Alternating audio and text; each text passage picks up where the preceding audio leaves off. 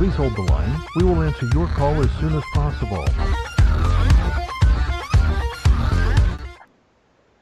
Welcome to this edition of Please Hold. I'm Michael Schneider, founder and CEO of Service. And today my guest is Alex Bard. Alex is a serial entrepreneur, an old friend, and just an all-around awesome guy and entrepreneur. So Alex, thank you so much for being here. Absolutely. Anything for you, old friend. Thank you. So I have a whole list of questions here. You know, you're a very kind of unique guy because you graduated from college in '96. And by the way, correct me if I'm wrong on anything, but graduated from Stony Brook University in '96. And you did all this corporate stuff. You were in sales and marketing and management. You were at AOL. And you actually didn't found your first company until 2009. And so most entrepreneurs that I've met kind of straight out of the gate go for the goal and just start their own company when they don't know anything. You kind of took a different approach, and you seem like you kind of honed your skills and learned a lot in corporate America before you went out on your own. I'm just curious what that was like, and if you wish you had gone down the entrepreneurial path sooner, or if you'd recommend that path to others. And I promise you this is not revisionist history. Okay. But in fact the truth. So this story, I graduated college in '96. I had always thought that I wanted to work on Wall Street. I grew up in New York and was really kind of passionate about numbers. And so I went to work on Wall Street. As a matter of fact, my first job was in the World Trade Center. I was on the 73rd floor, if I remember correctly, of World Trade number 2. And I went through a training program and didn't love it. Actually, turns out that while I love numbers and math and kind of that feeds my left brain side, I'm also, or I'd like to consider myself pretty creative, which is my right brain side, and the two didn't go well together for somebody just starting out in a career. And so I left. And when I left, I actually joined a good friend of mine from junior high school, and college, who was starting a tech company. And that company at the time was called eShare. And that company's kind of vision was to take what was happening kind of in the mid-90s on the internet, which was largely AOL. If you kind of mentally rewind back to the mid-90s, AOL kind of dominated a lot of the usage, and a big part of the usage of AOL, besides media consumption, was chat and forums. It was people connecting. And so my good friend, who was a brilliant technologist, decided he wanted to build similar capability and enable any portal at the time to be able to use it. And so I joined, and interestingly enough, I joined mostly for kind of my right brain, because he wanted somebody to help him with the product vision and design and the UX and kind of execution. So that certainly was not a corporate job. I kind of left what was a corporate path and joined a very early stage startup, which kind of got me onto the path of entrepreneurship and the internet and technology as a whole. And so that was my first company. Then my second company that I was actually a co-founder of was in '99, and I moved out from New York to San Diego with a couple of other friends, and we helped co-found a company called eAssist. You could hear this E theme, right? eShare and then eAssist. Very .com days of you. Very. As a matter of fact, if we rewind back, the name was actually e-assist.net. So very catchy. And so the idea kind of behind that was a CRM, but specifically more focused on customer service and support, which I started to get pretty passionate around. We raised $70+ million, filed to go public. It was kind of, you know, the .com crash story, because then the markets collapsed, and ultimately we sold to a competitor in early 2004. And throughout that kind of experience, we had scaled to 300-400 people, and I had a variety of roles. I ran sales engineering, I ran product, I ran customer success, and so kind of got exposed to various parts of an organization, which I think really kind of helped me get rounded well and understand all the various facets of a business. And then in 2004, co-founded a company with some good friends called GUI, which was a company that Mark Cuban invested in and ultimately AOL acquired in 2008. So that's actually how I came to becoming part of AOL. So okay. So my research was totally wrong. You've been an entrepreneur since the beginning, and you wound up at AOL through an acquisition of a company you sold. Exactly. Okay. That's exactly. I didn't want to say it that way. I just wanted to take you on a journey. That was a very kind way of saying what I just said, so thank you for that. So you've always been an entrepreneur. So tell me your last company, Assistly, which Salesforce bought, and you became kind of a pretty key guy under Mark Benioff. What was that like? Were you guys trying to sell? Did Benioff just call you one day and say, hey, come over, I want to talk to you? Like, what was that process like? Yeah, so I actually think, kind of, I look back over my career, I feel like chapter one was all about entrepreneurship, and the last part of my entrepreneurial chapter, at least up until now, was that company that you had mentioned. It was called Assistly that Salesforce acquired. It's now called Desk.com as part of the Salesforce family. The way that Salesforce ultimately came about acquiring that business was that they first became an investor. So we had done 2 rounds of financing before being acquired. Salesforce participated in the second round because they were really interested in kind of what we were doing that was innovative and different in the service and support space. And I think one of the things, at least from my experience, that I've witnessed Mark do is really pay a lot of attention to what's happening in the market and draw a lot of inspiration from entrepreneurs. And so they invested as part of our kind of second round, and through that, I became closer with Salesforce as a company.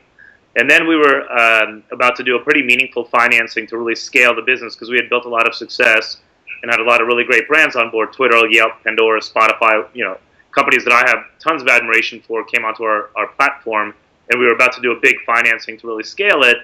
And of course, I let Salesforce know that was the plan because they were an investor. And that's when Mark called me up and said, hey, why don't you come over to the house and let's chat for a little bit. And so I went over to Mark's house, and we spent a couple of hours together just chatting through kind of what my vision was for Assistly, what Salesforce was doing, kind of the Venn diagram and how that aligned.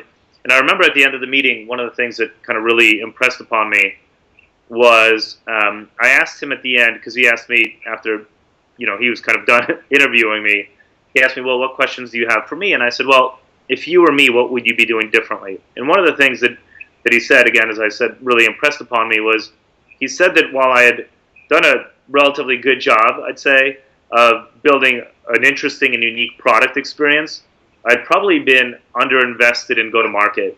And the truth is, really great companies are a perfect intersection of a great product and a great go-to-market.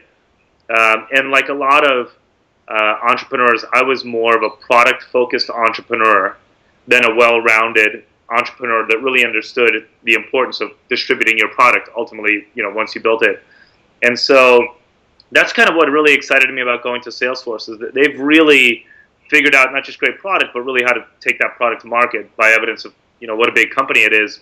And I'd never previously in my career, A, been really well exposed to that, and B, worked with somebody that was so successful, that was leading an industry, that was redefining an industry, that I could learn from. And that was a big part of what got me excited about, kind of becoming part of the Salesforce family. After I left the meeting, I got a call from Corp Dev, and they said, hey, instead of doing this financing, you should really think about kind of becoming part of the family, and we could help you scale the business and product, and that's what we did. Great story. And so you were there for a couple of years, and then you left, 3 years, and then you left to become CEO of Campaign Monitor. And I think it's interesting for a few reasons. One, Campaign Monitor's been around forever, and it's based in Australia, which you don't really think about as having a huge tech scene. And so I'm curious, and it also, at least on its website, says you've been profitable every quarter since launch, which is not common speak in the Valley on tech startups. So what caused you to leave Salesforce? What do you think is so special about Campaign Monitor? And what's the tech scene like in Australia? Yeah, really, really great question. So I spent 3 years at Salesforce. I was promoted to be EVP and GM, running the second largest business, which is the Service Cloud business. Through that experience, I learned a tremendous amount about running a company at scale and a global company at scale. And I'm really thankful for that experience, and Mark and all the other people that I had an opportunity to work with. It came to a point where I started to think about, can I take those learnings and in another chapter of my career kind of apply those learnings myself to something that I hadn't done before. I'd been part of, 4 startups.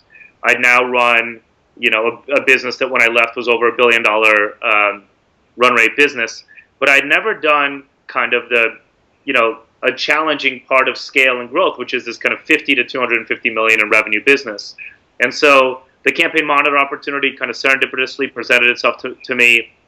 I was really excited about the fact that the company was still relatively small, given that they had been around for 10 years, and given that they had such a kind of global reach and impact, over 100,000 customers globally. I was also really interested by the fact that it was very different than a lot of, as you mentioned, the way that companies are built here in the Valley, which is, in fact, being profitable from day one.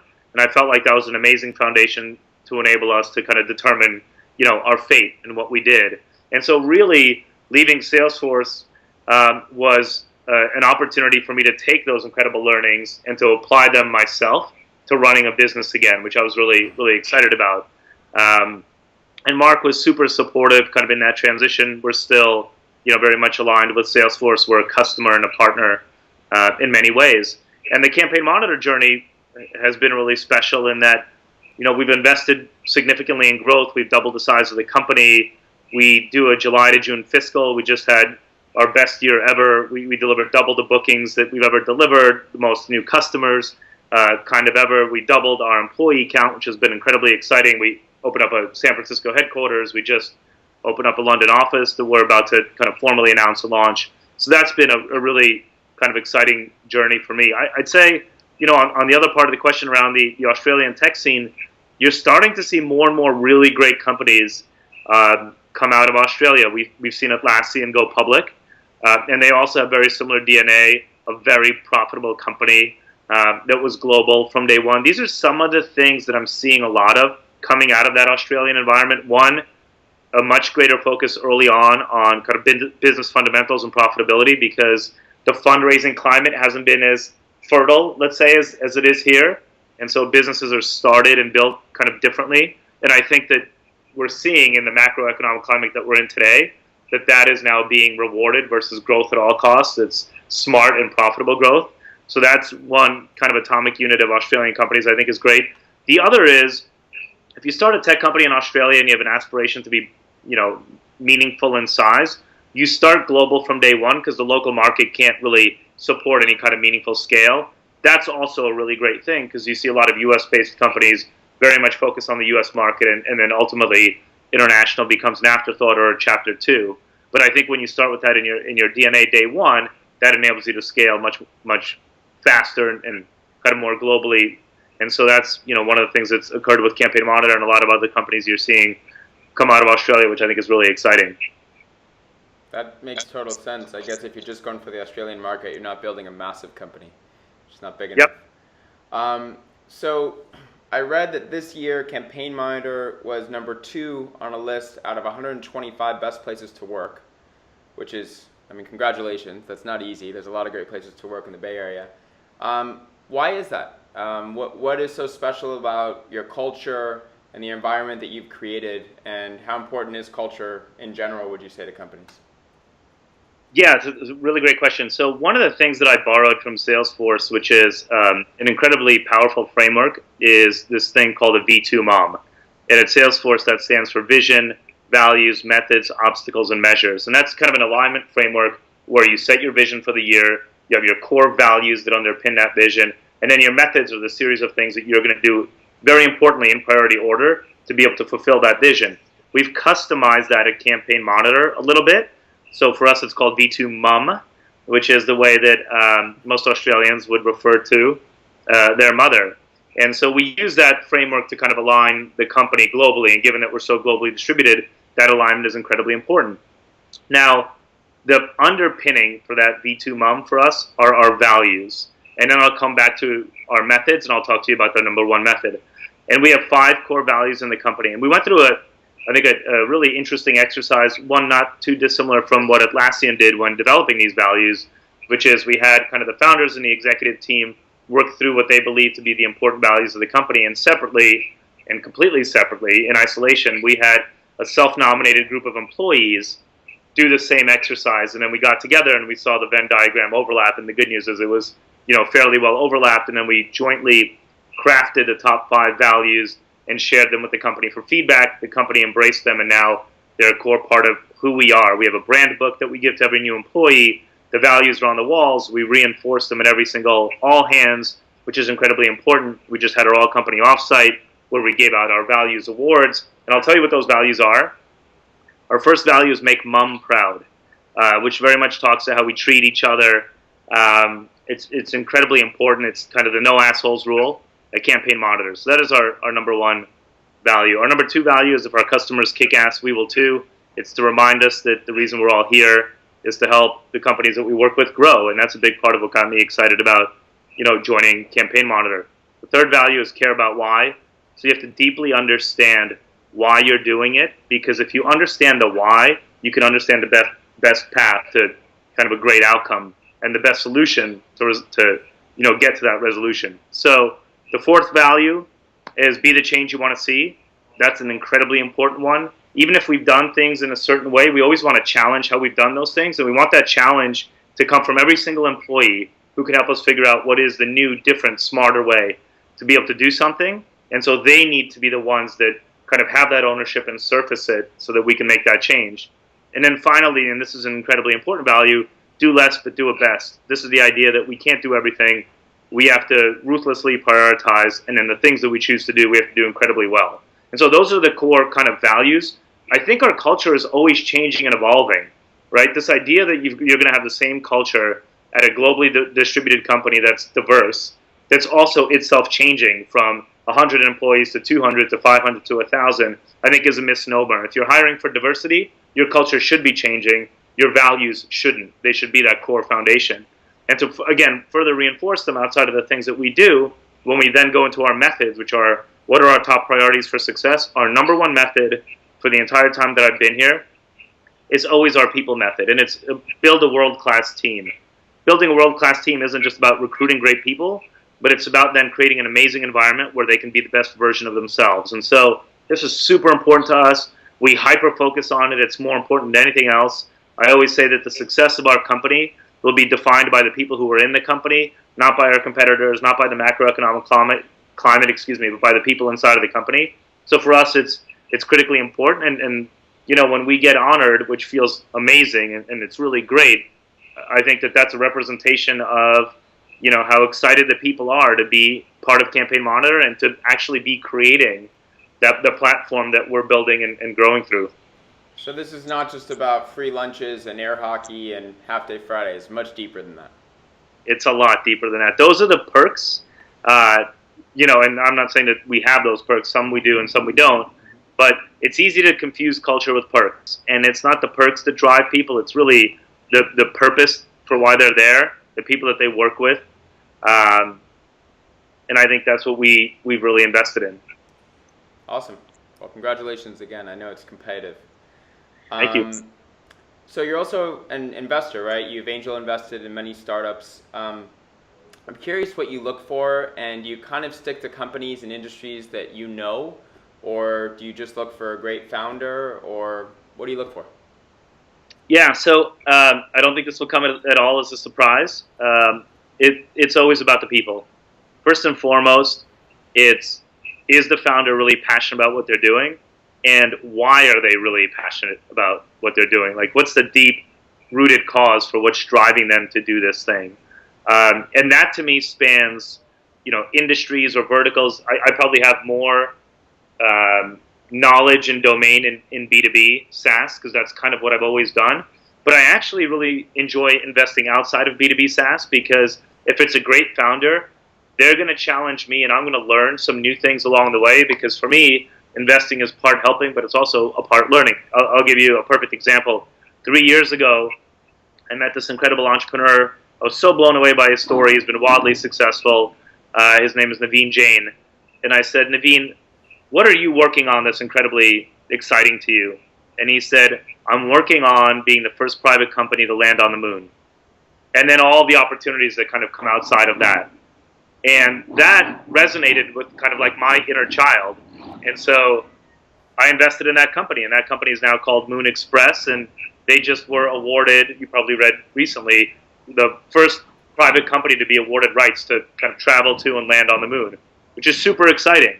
and he's an incredible entrepreneur surrounded by other amazing entrepreneurs. So that's a company totally outside of my kind of domain that I invested in because of that. And if you go down the list of other companies I invested in, this awesome company called Ritual that has an incredible founder who I always said that no matter what she did, I would invest and be really fortunate to be, kind of along the ride and journey with her. And I'm learning a lot through kind of the things that she's doing and helping any way I can. So it really is ultimately comes down to the people. So tell me if this quote is not attributable to you, because I've gotten 2 facts wrong already. Have you said in the past that the best way to create a startup, especially if there's a downturn, is to provide a painkiller and not a vitamin? Okay, I got that one right. So Ritual aside, because they're literally in the vitamins business. Yes. I think Moon Express is super interesting because, I mean, it speaks to my inner child too. Like, wow, going to the moon and then moving around and maybe getting resources from the moon and bringing them back to Earth, that's a really cool idea.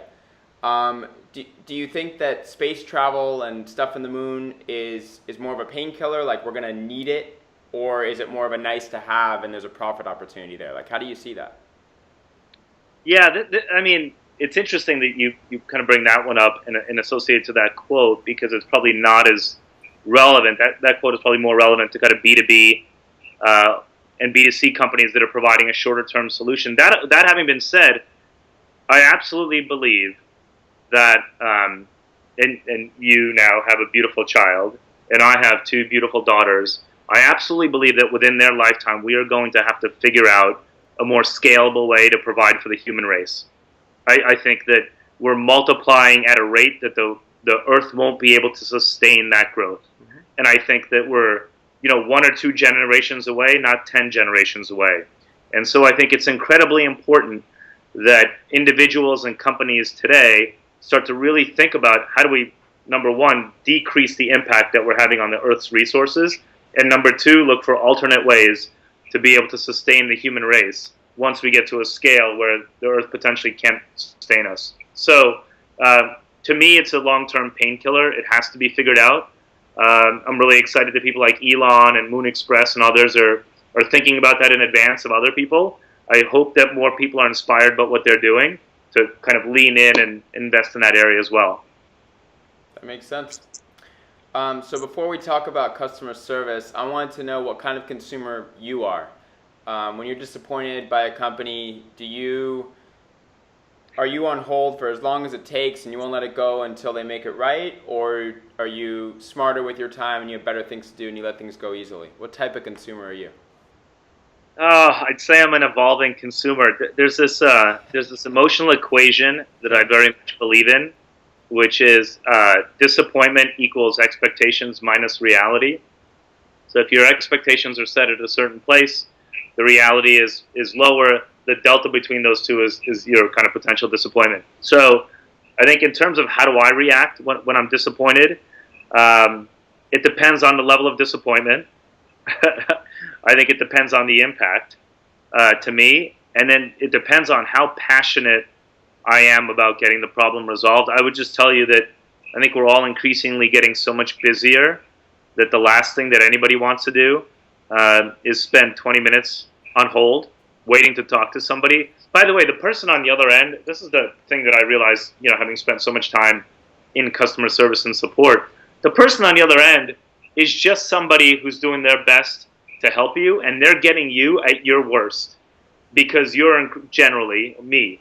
Because I'm incredibly frustrated by some experience that I've chosen to contact the company. But that individual that you ultimately talk to didn't put you on hold for 20 minutes, right? And so they're getting you with all of your frustration and disappointment, and they're trying to resolve the issue. And a lot of times, unfortunately, they're not empowered to be able to do so.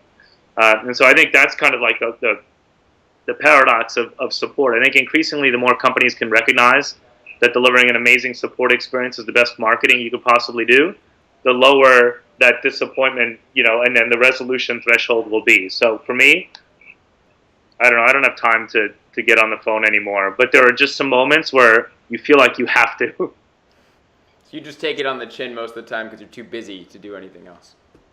Unfortunately, that is probably the case. Yeah. So what role does technology play in all this? 40 years ago, you'd call a company and someone might just answer the phone and you can just talk to a person, and people seem to really still like that.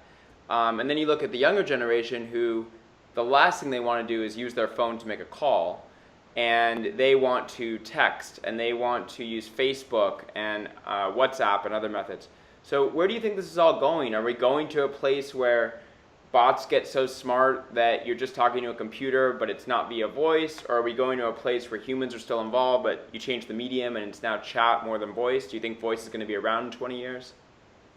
Yeah, I think it's really interesting, right? I think when we started Assistly, which was in 2009, a big thing that was changing the way that companies thought about customer service and support was that Twitter was becoming this really public social channel where people would start to go and either praise companies or more often than not, complain about an experience that they had.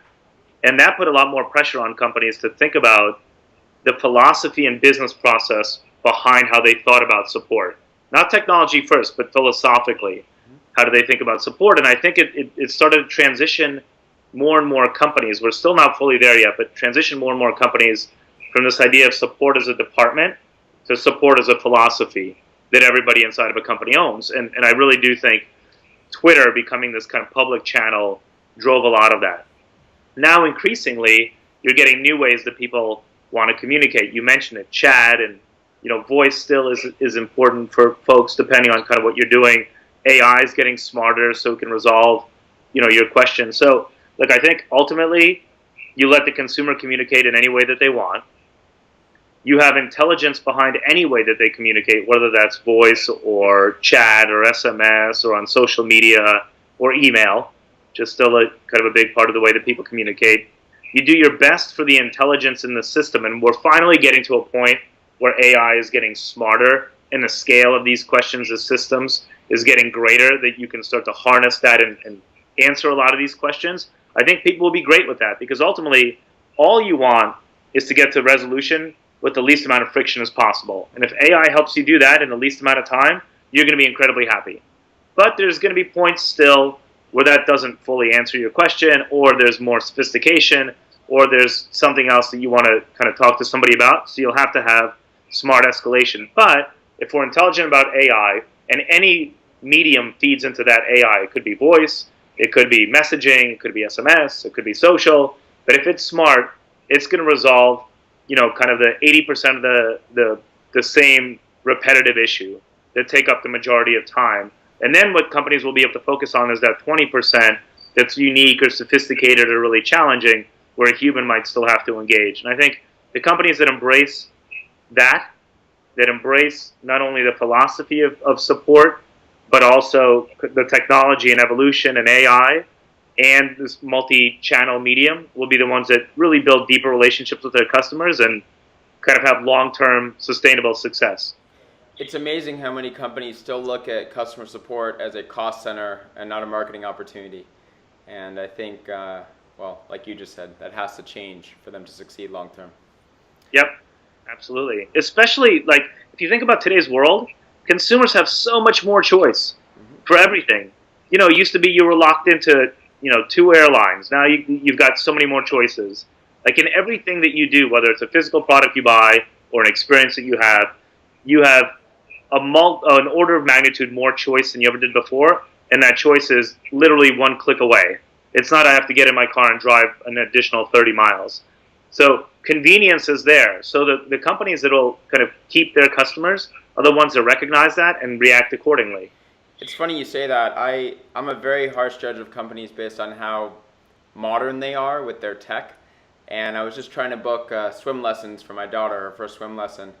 And I didn't want to call. I emailed this swim center near us, and they got back to me, and they were being very complicated, and finally said, all right, let's book for this Sunday. And after 7 emails, they're like, oh no, you have to call to book. And I still haven't done it because I was just so annoyed that it's so archaic that I need to call to book a swim lesson. I think at a macro level, businesses that respect my time and make it easy to cancel something, change something, book something are the ones that I want to be in business with in the future. Yep, I completely agree. And by the way, you kind of fast forward and you asked a question before, is voice dead? I don't think so. And the reason I don't think voice is dead is you've got I actually think kind of a resurgence in voice with things like Alexa, right? Like the Amazon. That's AI voice.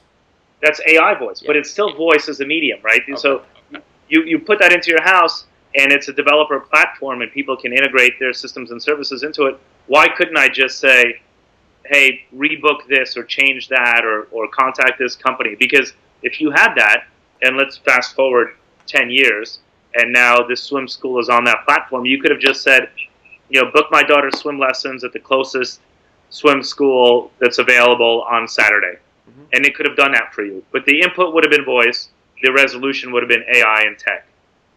That's right. I guess someone needs to figure out what happens to all these call center employees once their job becomes artificial intelligence. Well, I do think, like I said, not everything will be resolved via AI, and not for kind of a meaningful period of time. And there will still be people who ultimately just want to talk to a human, which is okay. But I think that they'll have other opportunities to focus on, other areas of the business. But, we'll see. It depends on, I think, the industry and the vertical. Yep. Great. Any last advice for aspiring entrepreneurs that you'd like to give? The best advice I could give you is do what you love, which is to say understand why you're doing it.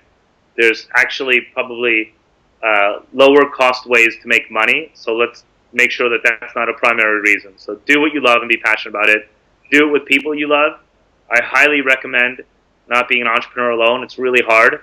I'd always say have one or two co-founders because you'll need to carry one another all along the way because there'll be lots of ups and downs, and have an impact. Focus on something that could meaningfully, if successful, create a benefit to businesses, to people, to the world.